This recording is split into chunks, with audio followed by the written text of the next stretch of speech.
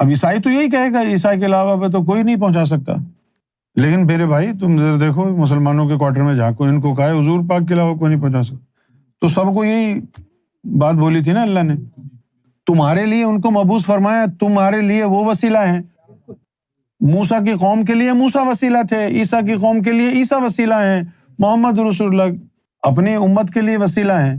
اور اب جب ساری امتیں خراب ہو گئیں، سارے دین ختم ہو گئے، اب تو تمہارا کسی بھی نبی سے کوئی تعلق بچا ہی نہیں، یا کوئی بتا دے۔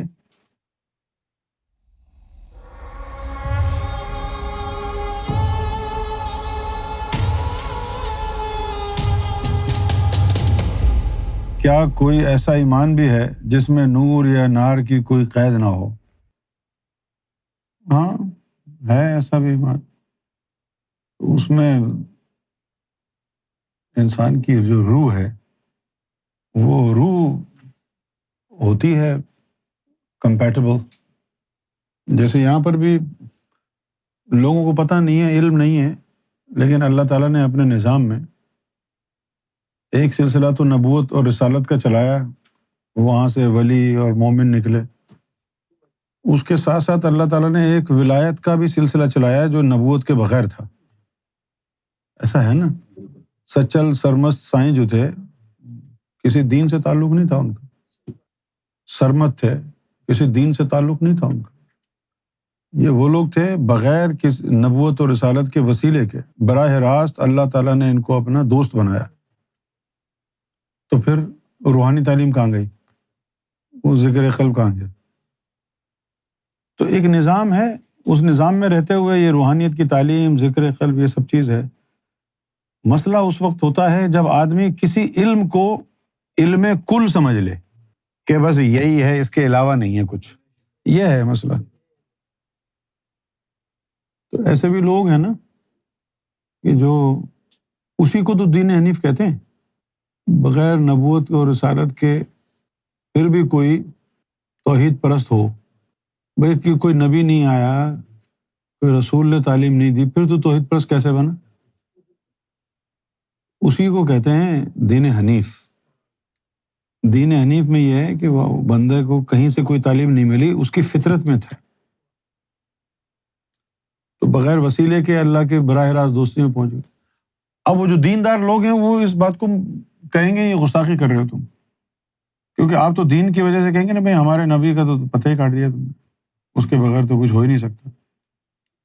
اب جیسے عیسائیوں کو جیسس نے کہا کہ میں راستہ ہوں، تم میرے ذریعے خدا تک پہنچو گے، اب وہ اس سے آگے پیچھے جا نہیں سکتے نا، اس سے آگے پیچھے وہ ہو ہی نہیں سکتے، وہ کہ بھائی اللہ تک پہنچنے کا راستہ تو صرف عیسیٰ ہے۔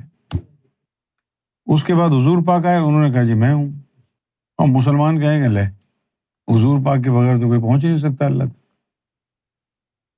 اور پھر تیسرا بندہ آ کے کہنے بھی سرکار کے ذریعے بھی پہنچ سکتے ہیں۔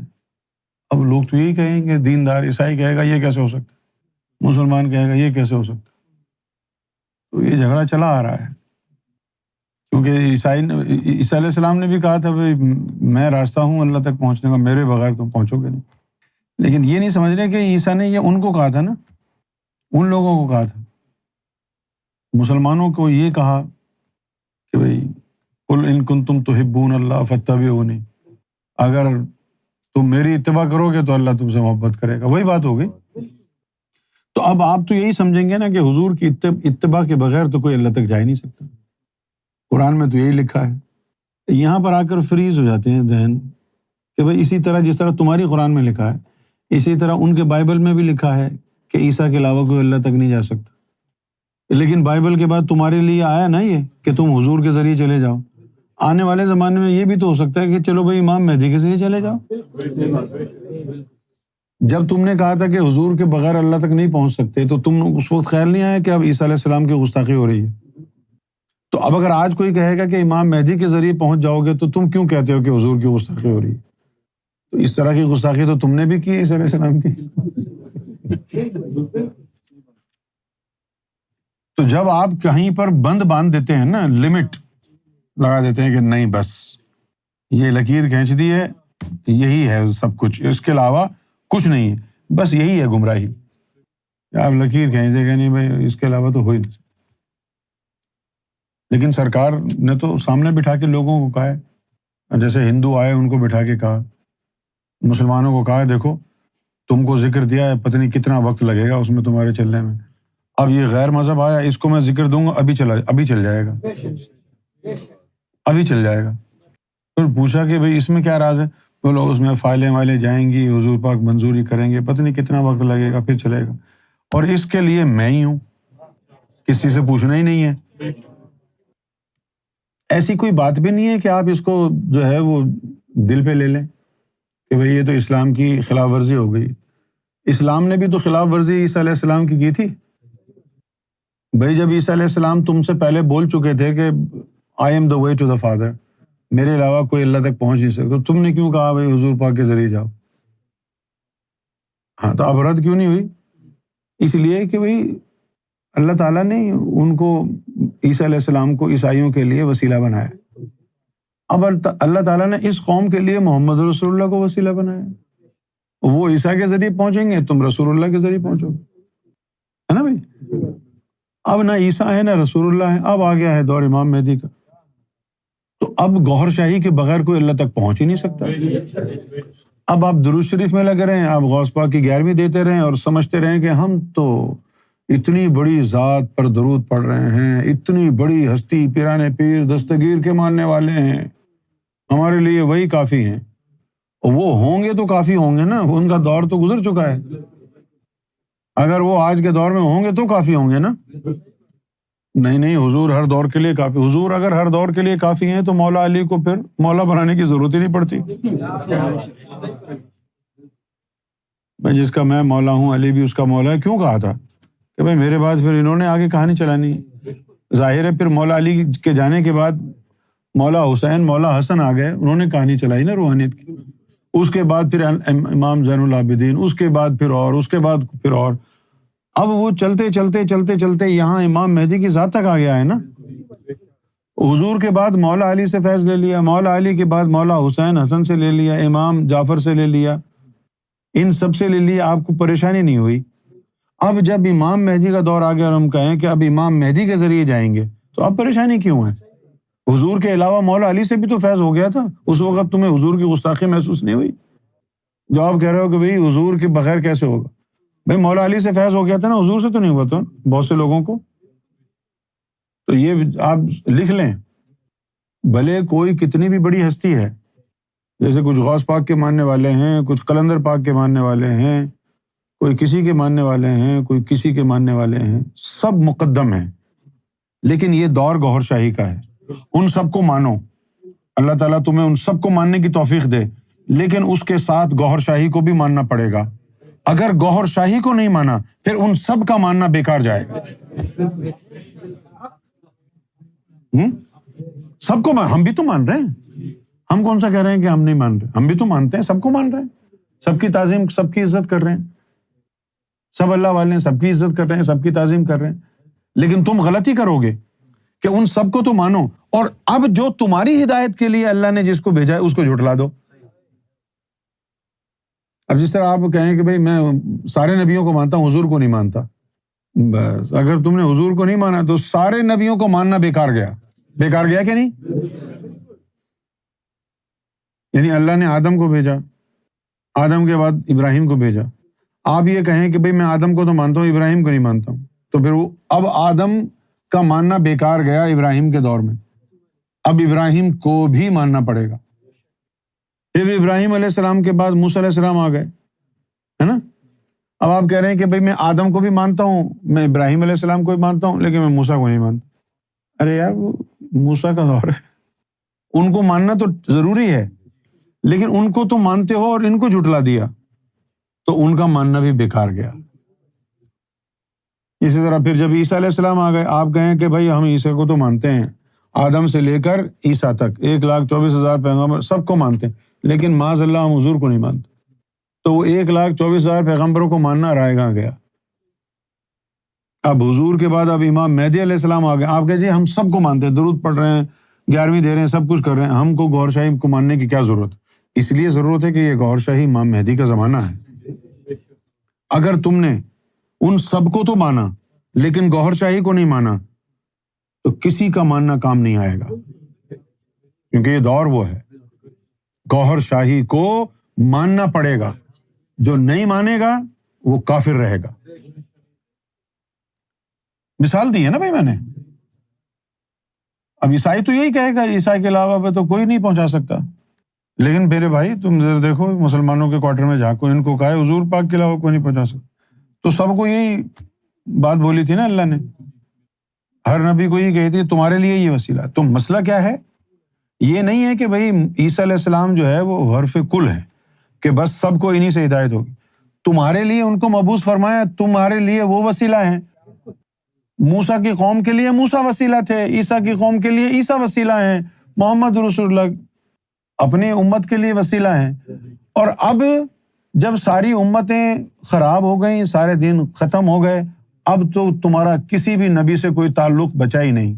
یا کوئی بتا دے کہ بھائی میں آدم کی اولاد سے ہوں، میرا آدم سے آج بھی تعلق ہے، میری بات چیت ہوتی ہے روحانیت کشف کے ذریعے، یا میرا ابراہیم علیہ السلام سے آج بھی تعلق ہے، میں یہودی رہوں گا، ٹھیک ہے، لیکن ہے کسی کا؟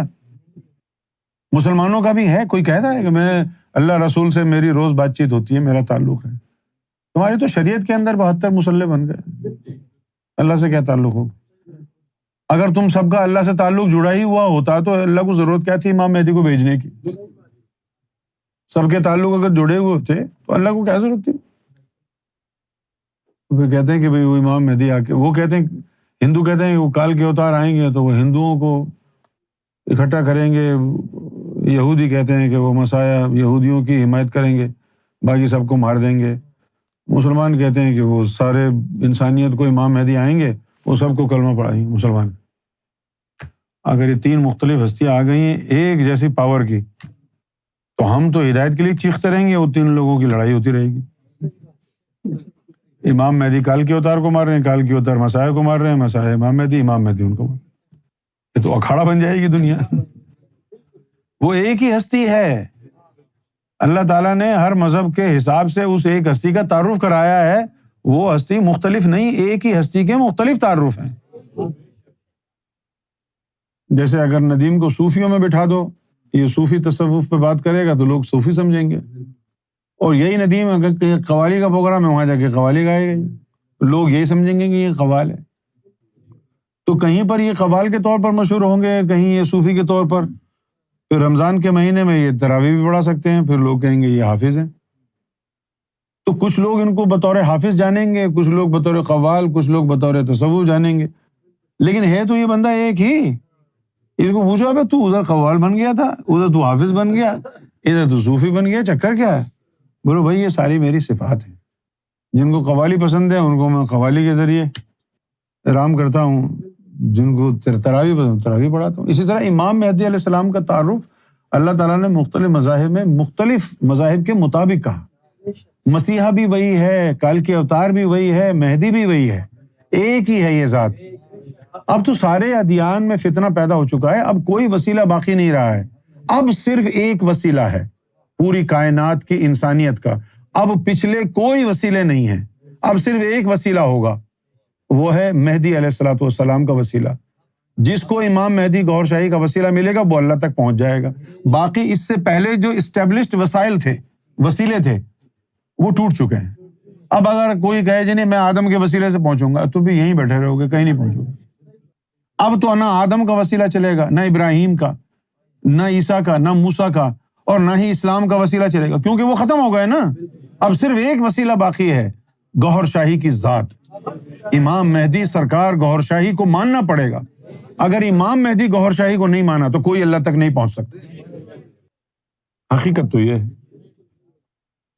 اب آپ اٹھا کے آیتیں نکالے ہوئے دیکھو بھائی عیسیٰ علیہ السلام نے یہ کہا تھا کہ ہم ہیں، تو پہنچ جاؤ۔ پھر انہوں نے کہا تھا I am the way، وہ وے نظر آئے گی تو جاؤ گے نا۔ I am the way but where is the way؟ Can you see the way؟ بھائی یہ برج ہے، اس کے اوپر سے گزر جاؤ پہنچ جاؤ گے، وہ برج نظر ہی نہیں آ رہا۔ اسی طرح اچھا میں نے کئی دفعہ اس بات کو کہا ہے، زبانی کلامی لوگ کہتے ہیں حضور کے وسیلے سے دعا قبول فرما۔ یہ وسیلہ زبانی طور پر ادا ہو جاتا تو حضور کو آنے کی کیا ضرورت تھی؟ یہ نہیں ہوتا وسیلہ کہ یہ دعا حضور کے وسیلے سے قبول فرما. اس زبانی طور پر وسیلے کا استعمال نہیں ہوتا. وسیلہ کیا ہوتا ہے؟ تیرا حضور سے تعلق جڑا ہے، تیری آواز حضور تک گئی، حضور نے تیری آواز اللہ تک پہنچائی، یہ وسیلہ ہے. اگر زبان سے ہی کہنا ہوتا تو اللہ کہتا یا ایھا الذین آمنوا اتقوا اللہ وابتغوا الیہ الوسیلہ، کہ وسیلہ ڈھونڈو. بول دیتا نا زبان سے وسیلہ بول دو، وسیلہ مل جائے گا. لیکن اللہ نے تو کہا ہے ڈھونڈو. کہاں ڈھونڈو؟ وابتغوا الیہ الوسیلہ، جو تمہیں اس تک لے جائے وہ وسیلہ ڈھونڈو. وہ وسیلہ کسی جانور کا نام تھوڑی ہے جو ادھر ڈھونڈو اس کو مل جائے. وسیلے سے مراد ہے ایسی ہستی جس کا دل حبل اللہ کے ذریعے اللہ کی ذات سے جڑا ہو، اس سے تعلق بنا لینا، اس سے نسبت جوڑ لینا وسیلہ ملنا ہے. اب جیسے تمہاری سرکار سے نسبت جڑی ہوئی ہے، اب تم کچھ بھی بولو اللہ تک پہنچے گا. کیسے پہنچے گا؟ سرکار کے وسیلے سے. سرکار کا وسیلہ کہاں ہے؟ میرا دل سرکار سے جڑا ہوا ہے، یہ ہے سرکار کا وسیلہ. میری بات سرکار تک، سرکار سے اللہ تک پہنچ گئی، یہ وسیلہ ہے. یہ نہیں کہ آپ زبان سے کہیں میں حضور کے وسیلے سے دعا بھیج رہا ہوں. ابے زبان سے اگر وسیلے مل جاتے تو قرآن کیوں کہتا وسیلہ ڈھونڈو؟ کیوں؟ یہ بات سمجھ میں آئی ہے؟ لوگ یہی کہتے ہیں حضور کے وسیلے سے. ابے حضور کے وسیلے سے زبانی طور پر وسیلہ مل جائے گا تمہیں. یہ کہنے سے کہ بھائی حضور کے وسیلے سے ہم یہ دعا بھیج رہے ہیں، تو حضور کا تعارف نیچے آ جاتا، بس حضور کو آنے کی ضرورت نہیں پڑتی کہ یا رسول اللہ آپ کے وسیلے سے عرش الہی پر پہنچا دیں. زبانی کلام یہ نہیں ہوتا حاصل وسیلہ. جس کو وسیلہ کہہ رہے ہو، دل کی نسبت اس کے دل سے قائم ہوگی تو وہ وسیلہ تمہارا کام کرے گا. اگر اس تک رسائی نہیں ہے، اس سے نسبت جڑی ہوئی نہیں ہے، وسیلہ ہی نہیں ہے. اب ایک نیا آدمی آتا ہے، ہم اس کو ذکر دیتے ہیں، ذاکر قلبی بنتا، اس کو ہم اپنے دل سے جوڑتے ہیں. ہمارا دل سرکار سے جڑا ہوا ہے، سرکار اللہ سے جڑے ہوئے ہیں. اگر تمہاری ہم سے نسبت جڑ گئی تو یہ وسیلہ ہو گیا. اس وسیلے سے سرکار تک تمہاری آواز، تمہاری بات پہنچ گئی. اچھا، اب سرکار سے تمہاری نسبت قائم نہیں، ہم سے تم جڑے ہوئے نہیں، اب پہنچاؤ گے کیسے؟ یہ کہو گے ہم سرکار کے وسیلے سے. وہ سرکار کا وسیلہ کیا ہے؟ سرکار کے دل سے نسبت کا جڑنا. تمہارا دل سرکار کے دل سے جڑا ہوگا تو وسیلہ کہلائے گا.